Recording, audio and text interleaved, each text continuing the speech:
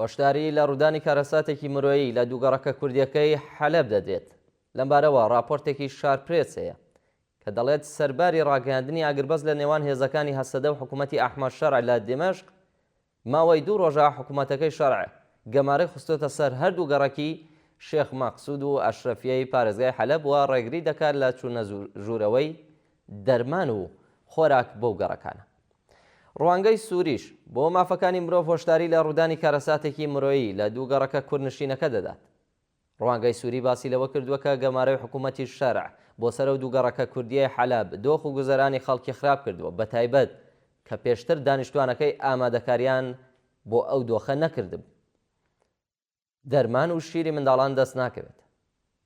ڕوانگەی سووری بۆ مافەکانی مرۆڤ دەڵێت کە بەهۆی ئەو گەمارۆیانەوە نرخی خۆراک و پێداویستیە پزیشکیەکان لە شێخ مەقسوود و ئەشرەفیە بۆ 2 هێندە بەرز بێتەوە.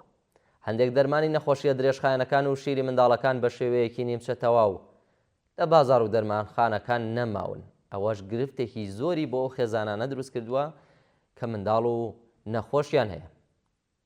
ئاگربەز کۆتایی بە گەمارۆ نەهێناوە. سەرباری ئەوەی هێزەکانی سووریا دموکراتیک و حکوومەتی ڕاگوزەر لە دمەشق لەبارەی ئاگربەست و شکاندنی گەمارۆکان گەشتنە ڕێکەوتن، بەڵام تاکو بە ئێستا هێزەکانی ئاسایشی گشتی سەر بە وەزارەتی بەرگری سووریا ڕێگە بە چوونە ژوورەوەی خۆراک و سوتەمەنی نادەن و ئەو کارە باش لە دانیشتوانەکەی بڕاوە. هەروەها ئەو هێزانە ڕێگە دەگرن لە دەرچوون و چوونە ژوورەوەی هاوڵاتیانی دوو گەڕەکی شێخ مەقسوود و ئەشرەفیە. دانیشتوانەکەی ئاوارە دەبن.